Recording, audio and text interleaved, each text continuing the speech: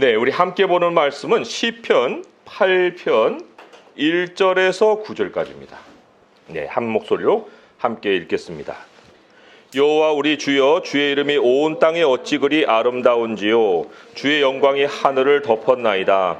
주의 대적으로 말미암아 어린아이들과 젖먹이들의 입으로 권능을 세우시며 이는 원수들과 보복자들을 잠잠하게 하려 하심이니이다. 주의 손가락으로 만드신 주의 하늘과 주께서 베풀어 두신 달과 별들을 내가 보오니 사람이 무엇이기에 주께서 그를 생각하시며 인자가 무엇이기에 주께서 그를 돌보시나이까. 그를 하나님보다 조금 못하게 하시고 영화와 존귀로 관을 씌우셨나이다. 주의 손으로 만드신 것을 다스리게 하시고 만물을 그의 발 아래 두셨으니 곧 모든 소와 양과 들짐승이며 공중의 새와 바다의 물고기와 바닷길에 다니는 것이니이다. 여호와 우리 주여, 주의 이름이 온 땅에 어찌 그리 아름다운지요. 아멘. 아주 아름다운 시편 가운데 하나예요. 자세히 보면 그런데 다윗이 시편을 쓴 상황이 그렇게 아름답지만은 않습니다. 왜냐하면 거기 2절에 보니까 주의 대적이라는 말이 나오죠. 또 뒷부분 보면은 원수도 나오고 보복자들이라는 말도 나와요. 굉장히 상황이 어려울 때 이 시편을 쓴 겁니다. 그럼 어떻게 다윗은 그런 어려운 상황에도 불구하고 이런 아름다운 시편을 쓸 수 있었을까? 예, 그 실마리가 또 2절에 있어요. 거기에 어린아이들과 또 젖먹이들의 입이라는 말이 나오죠. 이게 이제 다윗이 그런 아름다운 시편을 어려운 중에 쓸 수 있었던 실마리다, 그런 얘기입니다. 자, 지금 전쟁의 현장이에요. 대적과 또 원수들과 보복자들이 한편에 있고 또 다른 한편에는 어린이들과 젖먹이들이 있는 거예요. 이 대적들은 뭔가 힘이 느껴지는데 어린아이들 무슨 힘이 있어요? 젖먹이들과 무슨 힘이 있어요? 그런데 누가 잠잠해집니까? 보복자들을 잠잠하게 하려 하심이니라 그랬잖아요. 그 대적들이 잠잠해지고 어린아이들, 젖먹이들, 그 입은 계속 열리는 거예요. 애들의 입은. 이 애들의 입을 다물 만한 상대가 없는 거예요. 아니, 사실 아기가 한번 울면은요, 골리앗이 나타나도 이 울음을 그치지 않는다니까요. 골리앗이 그 어린아이의 눈에 들어오긴 하겠어요? 예, 아이의 울음이라는 건 그런 거예요. 그런데 아이의 울음이라는 거는 사실 이렇게 언어로는 뭘 얘기하는지는 모르죠. 근데 매우 복합적인 메시지를 가지고 있습니다. 아이의 울음이. 그게 그냥 우는 게 아니거든요.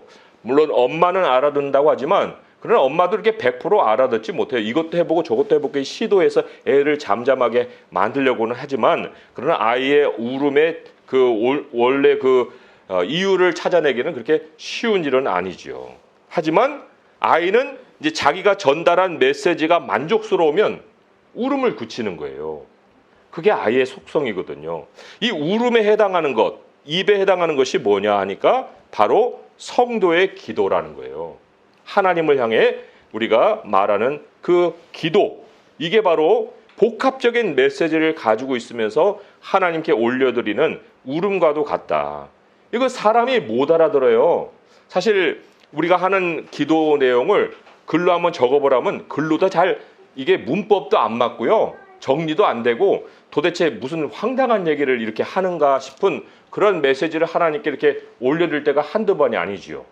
그런데 하나님은 다 그거를 알아들으신다는 거예요. 그러니까 기도는 논리적으로 하는 게 아니에요. 내 마음속에 전달하고자 하는 그거를 그냥 하나님께 울면서 하면은, 그러나 우리가 예수 그리스도의 이름으로 또한 드리는 기도기 때문에 하나님이 귀를 기울이신다 하는 거죠. 하나님은 사실 무엇이든지 구하라고 하셨잖아요. 요한복음에도 나오고 마가복음에도 나오는데 제가 두 구절 읽어드릴게요. 요한복음 14장 13절의 말씀이 너희가 내 이름으로 무엇을 구하든지 내가 행하리니 이는 아버지로 하여금 아들로 말미암아 영광을 받으시게 하려 함이라. 내 이름으로 무엇이든지 내게 구하면 내가 행하리라. 논리적으로 구하라, 이성적으로 구하라, 이런 얘기 안 했잖아요. 무엇이든지라고 그랬잖아요. 그리고 마가복음 11장 24절 보면 그러므로 내가 너에게 말하노니 무엇이든지 기도하고 구하는 것은 받은 줄로 믿어라. 그리하면 너에게 그대로 되리라. 그러니까 구하는 것만 아니라 구했으면 다 받은 줄로 믿어라. 그러면 내가 그대로 되게 하리라 라고 또 약속도 해주신 거예요. 그러니까 젖먹이의 기도, 또 어린아이의 입, 이것은 절대적으로 하나님을 의지하고 구하는 걸 상징하는 거예요. 절대적으로 하나님이 들어주실 것을 믿고 그 울음을 하나님을 향한다는 거죠. 그러니까 하나님 백성은 어떤 상대를 딱 만났을 때 이기려고부터 하면 안 돼요. 어떤 수단을 동원해서 내가 그 사람을 이길 수 있지? 이런 생각부터 하기 시작하면 이제 거기에는 끝이 없는 거예요. 거기에는 승리가 오히려 굉장히 가능성, 모호해지는 그러한 일만은 될 수밖에 없다는 거죠. 그러니까 우리는 어떤 식으로 대적을 상대를 해야 되는가? 전쟁 준비라고 할 수 있는데 첫째도 둘째도 셋째도 어린아이와 같이 절대 의지와 믿음을 가지고 있어야 된다. 누구를 의지하는 거예요? 하나님을 의지한다는 거예요. 무엇으로요? 입으로. 우리의 전쟁 무기는 바로 하나님이 주신 기도라는 거죠. 에베소서에도 하나님의 전신갑주가 나오지만 전신갑주의 맨 마지막으로 가시면 거기에 기도가 있습니다. 성령의 검 다음에 항상 무시로 기도하라는 기도가 이제 현장성이 있는 무기라는 거예요. 자, 그러면 이제 우리 자신을 한번 점검해 봅시다. 우리도 매일같이 전쟁 상황에서 지금 살고 있는데 과연 나는 하나님 앞에서 어린아이인가 하는 것을 점검하자는 거예요. 나는 기도하는가 뭐 이거부터 하는 것이 아니라 나는 하나님 앞에서 어린아이인가. 도대체 어린아이의 표시는 뭘까? 지금 이제 기도를 얘기했으니까 기도만 하면 나는 어린아이네? 그게 아니에요. 기도만 하면 어린아이가 아니고요. 기도에도 여러 가지 종류가 있어요. 얼마든지 기도도 종교적으로 할 수 있고요. 외식으로도 할 수도 있고요. 정욕으로도 기도할 수 있어요. 정욕으로 기도하는 건 어린아이의 기도가 아니에요. 하나님 그런 기도는 안 들으신다고 그랬어요.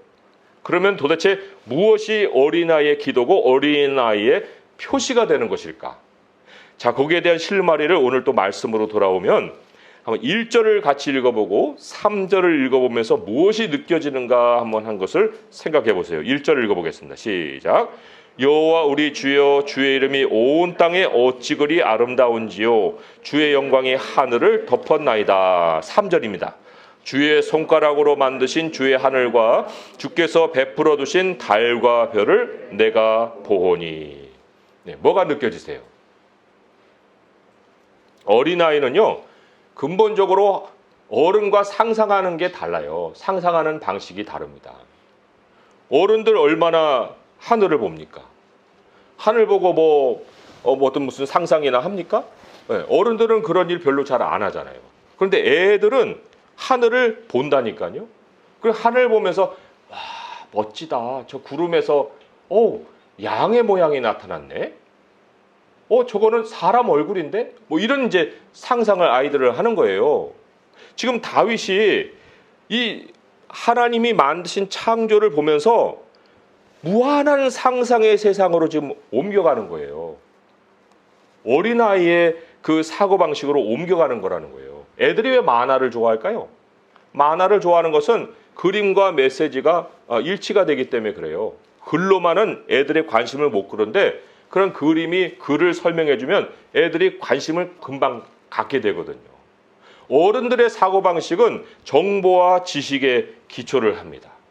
그런데 아이들의 사고방식은 그렇지가 않다는 거예요. 그러니까 하나님이 우리에게 전달하시는 방식도 사실은 어린아이의 사고를 전제하고 전달을 하세요. 하나님 말씀을 우리가 볼 때 그 하나님이 주신 말씀을 우리가 상상력으로 품지 않으면 이 정보와 지식으로는 깨달아지기가 힘든 말씀들이에요. 이게 논리도 안 맞고 이게 좀 어려운 단어고 이게 무슨 뜻이고 막 이런 정도로만 우리가 생각하기가 쉽지 않습니까? 그리고 하나님이 전달하시는 것도 애들이 엄마에게 울음으로 전달하는 것처럼 사람의 언어로 다 표현을 못해요. 하나님의 세계는 사람의 말로다가 다 100% 설명하기 힘든 그런 세상입니다. 그러니까 하나님이 동원하시는 것이 여러 가지 상징과 비유와 이런 것들이잖아요. 하나님이 그러한 방식으로 우리에게 전달을 하시는데 우리는 거룩한 상상력을 동원하지 않고 논리로만 말씀을 꿰러 가면은 이게 하나님의 말씀이 내 안에서 깨달아지기가 힘들다는 거죠. 거룩한 상상력, 이게 굉장히 필수라는 거예요. 거룩한 상상력이라는 건 이제 어린아이의 사고방식을 가져야 된다. 근데 왜 거룩한이라는 말을 쓸까? 그것은 하나님의 말씀으로 상상하기 때문에 그런 거예요. 그냥 상상하면 허구의 세상을 헤매고 다니겠죠? 그러나 하나님의 말씀과 진리를 가지고 생각의 폭을 넓혀가면 그게 거룩한 상상력이 되는 거예요. 그리고 거룩한 상상력을 통해서 절대적인 의지를 갖고 절대적인 믿음과 또 절대적인 소망을 얻게 된다는 거죠. 참 이게 우리가 어린아이다라는 표시예요. 아이들은 하나님 말씀을 전해주면 그렇게 될 줄 믿어요. 그리고 그 이상으로 생각하면서 자기의 미래를 꿈꿉니다. 그리고는 하나님이 그 젖먹이의 입과 또 어린아이의 입술에 있는 그 입술을 통해서 권능을 세우신다 했듯이 하나님 그렇게 되기를 믿어요. 하나님 그렇게 해주세요. 하고 어린아이 같이 기도를 하게 되면 하나님은 그 해달라는 대로 다 해주신다는 거예요. 5절의 말씀을 보면은 사람의 현주소가 나옵니다. 오늘 말씀 5절을 보면 5절 같이 읽어볼까요? 시작. 그를 하나님보다 조금 못하게 하시고 영화와 존귀로 관을 씌우셨나이다. 여기 이제 하나님이라고 번역을 했어요. 근데 거기 각주 1 해가지고 밑에 보면은 또는 천사 이렇게 돼 있어요. 그리고 히브리서 2장 7절은 천사로 또 번역을 했습니다. 천사보다 조금 못하게 하시고, 우리의 현주소가 뭐냐면 천사보다 못한 존재예요. 그런데 우리들은 누구하고 싸우느냐면은 천사들과 싸웁니다. 혈과 육과 싸우는 게 아니에요. 에베소서 6장 10절에 보게 되면 너희들의 싸우는 것은 혈과 육을 상대로 하는 것이 아니요 통치자들과 권세자들과 또 이 어둠의 세상의 주관자들과 하늘에 있는 악한 영들을 향해서 싸운다. 권세들, 통치자들, 어둠의 주관자들, 이게 다 천사를 다르게 묘사한 말이에요.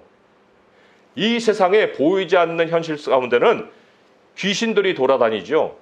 귀신들이 뭐예요? 타락한 천사들이에요. 타락한 천사들이 돌아다니면서 우는 사자처럼 사탄의 그런 수종드는 사탄의 그 일꾼들이 돼갖고 삼킬 자를 삼키려고 돌아다니고 있다는 거예요. 사람이 우리의 대적인 것 같은데, 그런데 현실을 하나를 더 들여다보면은 거기에는 악한 영들의 대적이 있다. 그러니 우리 혈과 육으로 싸우지 말라고 하잖아요. 사람과 상대해서 싸우지 말라고 하잖아요. 그것은 하나님께 원수를 맡기고 너희는 하나님의 전신갑주를 입고 기도로 싸워라, 이런 얘기 하잖아요. 천사보다 못하게 하셨다는데, 아니 어떻게 우리가 힘으로 그들을 감당할 거예요? 어떻게 우리가 그들의 꾀를 감당할 거예요? 못하는 거예요. 그런데 힘으로 감당할 수 없지만 무엇으로 우리는 감당할 수 있느냐면 어린아이가 됨으로 감당하는 거예요. 어린아이의 거룩한 상상력과 기도를 가지고 우리 엄마 아빠는 모든 사람을 다 이길 수 있어. 우리 아빠 앞에 가면은 내 친구들 다 꼼짝 못할 거야. 이런 생각 애들이 안 합니까? 해요. 그러니까 뭐 애가 막 괴롭히고 하면 우리 아빠한테 일러야지, 이런 생각들 하지요. 이게 어린아이의 생각이라면 왜 우리는 하나님에 대해서 그 생각을 못할까요? 우리도 충분히 하나님에 대해서 그런 생각을 할 수 있어요. 우리 아빠 대신 하나님이 내가 그 사정을 하려면 하나님이 다 처리를 해 주실 거야. 이런 생각을 우리가 하고 하나님을 향해 나아가는 거죠. 예수님이 어린아이에 대해서 하신 말씀이 몇 군데가 있어요. 그런데 그 중에 한 군데가 누가복음이에요. 누가복음에 보면 누가복음 18장 16절 17절 말씀 같이 한번 볼까요? 누가복음 18장 16절에서 17절의 말씀 같이 한번 읽어보겠습니다. 읽어볼게요. 시작.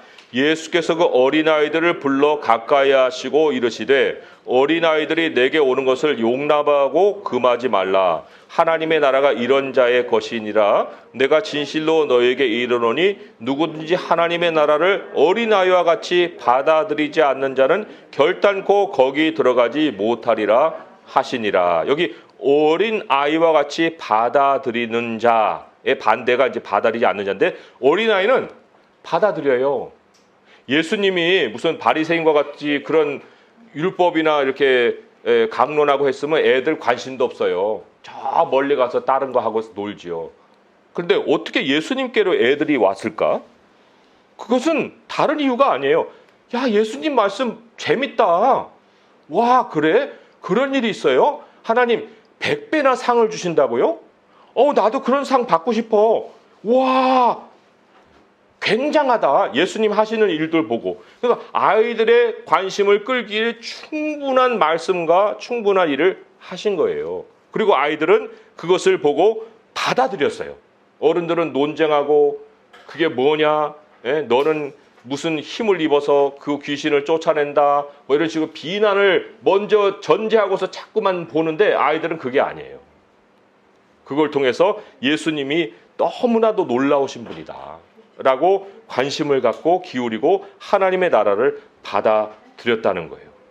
그런 것만 아니라 그 마지막에는 또 상상의 나래를 펼쳐서 하나님이 그려주시는 그 상상을 자기 마음속에 꿈으로 가졌겠죠. 자, 그러니까 오늘 말씀으로 돌아오게 되면 다윗이 미래에 대해서 어떤 또 생각을 하고 있는지를 보세요. 오늘 6절에서 8절의 말씀 또 한번 같이 읽어보겠습니다. 시작. 주의 손으로 만드신 것을 다스리게 하시고 만물을 그의 발 아래 두셨으니 곧 모든 소와 양과 들짐승이며 공중의 새와 바다의 물고기와 바닷길에 다니는 것이니이다. 예, 이게 바로 하나님의 말씀이 다윗에게 주신 생각이고 거기에 따른 다윗의 상상이죠. 지금 현실은 그렇지 않잖아요. 현실은 그렇지 않지만 하나님이 이 말씀 그대로를 이루어 주실 것이다.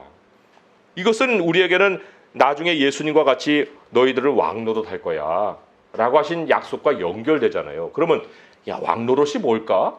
할 때 그냥 쑥 흘러버리는 것이 아니라 왕노릇? 아, 맞아. 하나님이 이 피조물들도 하나님의 아들의 영광이 자기들에게도 같이 임하기를 바란다고 그랬지. 그러면 피조물도 하나님이 다시 살려내시는 거야. 야, 그렇게 되면 우리가 그 나라에 가서는 천사들을 다스리겠네. 그리고 천사들도 보면은 성경에 소의 형상, 독수리의 형상, 또 여러 가지 그 동물의 형상으로 또 나타나게 하잖아요. 야, 천사들의 모습도 동물들인가 보다. 그러면 이 땅의 동물들은 하늘에 있는 천사들을 이 땅에다가 모형으로 만들어 놓은 건가? 뭐 이런 상상들을 또 우리가 할 수 있잖아요. 그러니까 우리가 가서 만나게 되는 그러한 세상은 뻥 뚫린 무슨 공간에 우리가 영혼만 돌아다니는 이런 세상이 아니에요. 실질적으로 하늘이 있고 땅이 있고 피조물들이 있고 우리가 그들을 다스리게 되는 현실이 있는 그 영원한 나라를 하나님은 우리에게 약속하셨다는 거죠. 이런 것을 우리가 말씀을 통해서 상상해 보지 않으면 뭐를 우리가 상상하겠어요? 그저 내 현실에 대한 문제에만 해결책을 찾으려고만 말씀을 우리가 뒤적거려서는 안 되지 않겠어요? 그러니 오늘 이 말씀은 우리에게 도전을 하는 거예요. 너희들 땅만 바라보지 말고 하늘을 보아라. 하나님이 지으신 세상을 만끽하여라. 그리고 나의 생각 안에, 너희들의 생각 안에 하나님이 미래에 그려주실 현실에 대해서 마음껏 그려보아라. 그것이 너희들이 그리는 것뿐만 아니라 또 그렇게 되기를 나에게 구할 때는 내가 반드시 그 말씀대로 이루어 주리라. 우리 성도님들이 앞으로 앞날에 대한 여러 가지 기도의 제목들이 있을 거예요. 하나님, 나는 집을 갖고 싶어요. 그런데 집을 하나님 이런 집, 이런 거 다 갖춰준 거 이런 거 주세요. 그런 것도 다 상상하면서 하나님께 기도를 하는 거예요. 그냥 하나님, 참 돈이 부족해요. 돈만 많이 좀 벌게 해주세요. 이렇게 아주 현실이 돼갖고 기도하는 거, 그런 거 하나님, 참 조금 더 생각을 해봐. 조금 더 상상의 나라를 펼쳐봐. 좀 아름답게 생각해보라니까. 더 크게 한번 생각해보고 더 깊이 한번 생각해보고 그런 거를 나한테 가져와서 한번 얘기를 해봐. 어린아이와 같이 하나님은 그러한 기도를 우리에게 받기를 원하신다는 거예요. 그러면 우리가 무엇을 체험한다고요? 하나님의 권능을 체험한다는 거예요. 어린아이들과 젖먹이들의 입으로 권능을 세우신다. 이야, 그래서 어떤 사람들은 저는 그렇게는 못해요. 근데 수첩에 빼곡하게 자세하게 기록 다 해가지고 하나님 이런 것도 이루어주셨고 이런 것도 이루어주셨고 다 이루어주셨어요 하고 이렇게 말하는 사람도 있어요. 대단한 사람이에요. 참 굉장한 사람이에요. 일기장에도 이렇게 쓰고. 그런데 그런 거 하나님이 굉장히 좋아하신다니까요. 그러니 성경을 읽고 말씀 한 구절로 끝나지 말고 말씀에 100배, 1000배의 상상을 펼쳐서 하나님께 기도하고 하나님의 권능을 또 100배, 1000배로 체험할 수 있는 성도 될 수 있기를 주님의 이름으로 축원드립니다. 기도하겠습니다. 하나님 아버지, 저희들이 점점 더 어른이 되어가는 것이 아니라 점점 더 하나님 앞에서 어린아이의 모습이 되기를 원합니다. 아버지 하나님, 우리들이 참 하나님께 드리는 여러 가지 기도 내용들 하나님 들으시고 다 또 웃고 넘어가실 수도 있는 내용이지만 하나님은 다 귀를 기울여 들어주십니다. 아버지 하나님, 우리는 거룩한 상상력과 거룩한 또 하나님의 말씀을 따라서 하나님을 절대 의지하고 살기 원합니다. 세월이 갈수록 더 주 앞에서 어린아이가 되게 하시고 더 겸손하게 하시고 우리 주님이 정말 멋진 것을 우리에게 준비해 놓으시고 또 미래를 향하게 하신 줄 믿사오니 아버지여, 현실이 아무리 어렵더라도 우리 하나님 앞에 마음은 항상 깨끗하고 또 정직하고 또 하나님 순결하게 지켜가며 어린아이로 주님의 모든 말씀을 받아 누리게 하여 주시옵소서. 우리 주 예수 그리스도의 이름으로 감사하며 기도합니다. 아멘.